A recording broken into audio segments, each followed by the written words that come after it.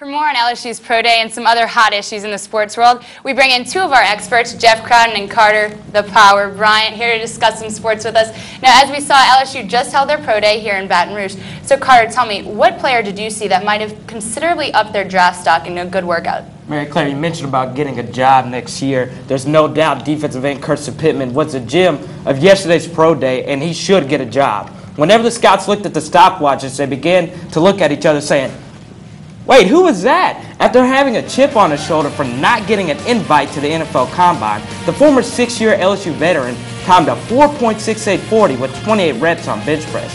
This also gave him an opportunity to work at other positions during drills where he might be able to be an outside linebacker in a 3-4 scheme at the next level. Whenever versatility meets intangibles, which Pittman must have as the winningest player in LSU history, it means good things for NFL teams, Mary Claire. So just mark it down. He will get drafted. All right, Carter, I like that positive enthusiasm there. But I know everything couldn't have gone quite positive yesterday. Jeff, tell me, what Tiger do you think possibly may have hurt themselves yesterday?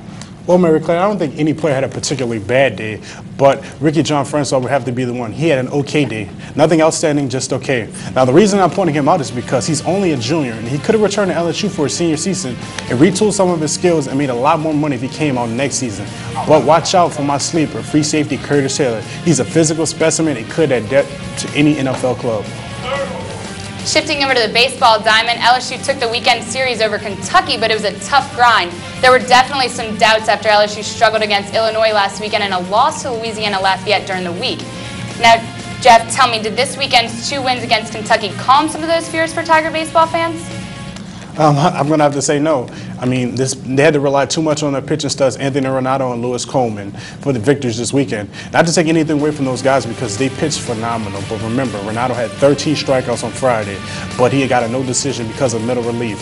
Now, until Coach Maneri gets that pitching staff worked out, the Tigers will continue to have to score a lot of runs. And this weekend, you saw they were cold from the plate. Jeff, I have to completely disagree with you. This question really just does not make any sense to me. Why would fans even be worried to begin with? Losses early in the season doesn't mean if you're going to go to Rosenblatt Stadium in the College World Series at the end of the year. I know relief pitching may be an issue, but I believe that will be fixed with ease. I just think that these guys are still young, and they are still way too hyped up with the hot start, high ranking, and that new Alex Box Stadium. They will definitely settle down like they did last year and eventually get hot. Mary Claire, they will be in Nebraska at the end of the season.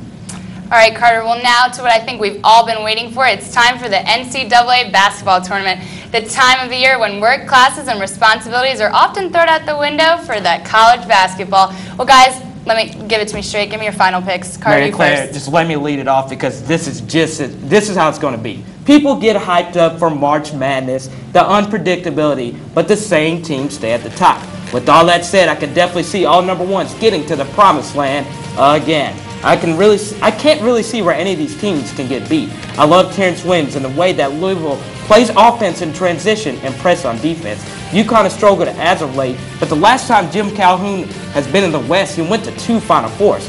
If Pitt's DeJuan Blair could stay out of foul trouble, no doubt that they could cut down the nets in Boston. And if NC's Ty Lawson is healthy, they will probably win the tourney. After that, I see Louisville and UNC in the final, and Tyler Hansbrough cutting down the nets in Detroit. Well, Carter, I do agree that if Ty Lawson is healthy, I do see UNC going all the way.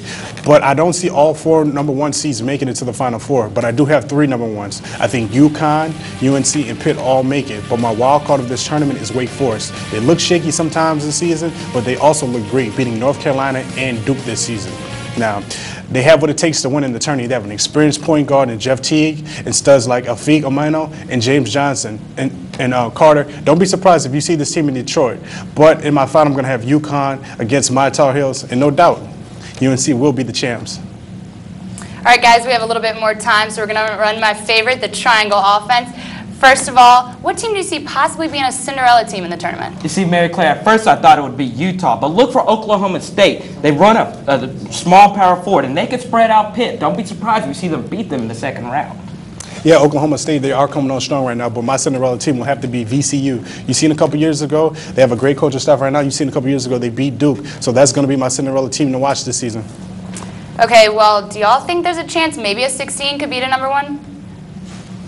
Yeah, if North Carolina was a 16 seed, and Binghamton was #1, but that's the only possible way I see a 16 beating a #1 seed. Man, you would have to start off DeJuan Blair with 4 personal fouls to even have a chance in this situation. All right, guys. Well, finally, who's your weakest #1 seed? Man, I'm going to have to go with the Pitt Panthers. Back to DeJuan Blair in Pittsburgh. Jeff, all season, you see him getting in foul trouble, and they're just an average team. You saw a team like Providence beat them early this season. Providence. Yeah, Pittsburgh, they do hinge on Blair staying out of foul trouble in order for that ball club to win, but I do have them going to my Final Four. So my weakest #1 will definitely have to be Louisville. I know they play a high, they press you all game, and they play a high-octane ball game, but I see this team falling. I do not see this team making it to the Final Four this season. Rick Pitino's too good of a coach. You can definitely see it, and Wake Forest can definitely get beat. Watch Cleveland State maybe sink in the 2-3 zone. Make Wake Forest have to shoot the basketball. All right, well, we have some serious basketball analyzation in here. But, guys, we're going to have to wrap it up. Unfortunately, that's all the time we have for you guys today. We'll check in later to see how those brackets turned out. When we return, we'll have the first look at the top 10 basketball plays of the year. You're watching Sports Showtime on Tiger TV. Welcome back to Sports Showtime. It's time for a special edition of Top Plays, the top 10 plays for this year's LSU men's basketball team. At number 10 against Nicholls State, Chris Bass all the way down the court to Storm Warren for the big slammer jammer. Look at the big man go. In at number 9, Chris Bass again. This time he's going to take it from the outside. Not quite. Chris Johnson's there for the dunk. The big man in the lane. So good, we're going to have to show it to you in slow motion again. Coming in at number 8, the man of the season, Marcus Thornton, with the circus shot against Kentucky here. And we'll show it to you one more time. How does he do that, Mary Claire? I don't know. I wish I did know, Chris. All right, in at number 7, Chris Johnson, Ole Miss. They're going to take it in the lane. Bad idea. Chris Johnson there for the blank. He got up 12 feet on that. At number 6, Marcus Thornton, once again, crosses up his man here, drives the lane, gets to the baseline, and one, gets the roll in. Marcus Thornton, a magician, amazing, magnificent. What else can I say, Mary Claire? Well, for plays 1 through 5, you can tune into Thursday's Sports Showtime.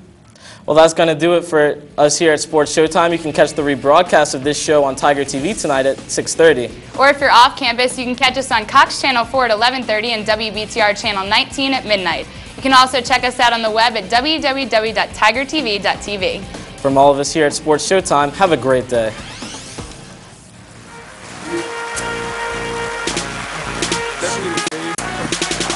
Into the livest game coverage around. Talking LSU sports, Showtime in the towns. Get the scoop on the ball and sneak peek on the track. Key in on the field when them Tigers attack. In fact, you get it back a few times a week. But it starts on Tuesday, 3rd day of the week. They're beasts when they broadcast. Increase like a fall class. Critique when I speak by my squad in the quad, man. Yeah, they the stars on the quad, man. That's the TVC, Tiger TVP. Every game, every star, every player, every situation they facing the star in the making. And you get it first exclusively. Yeah, I know you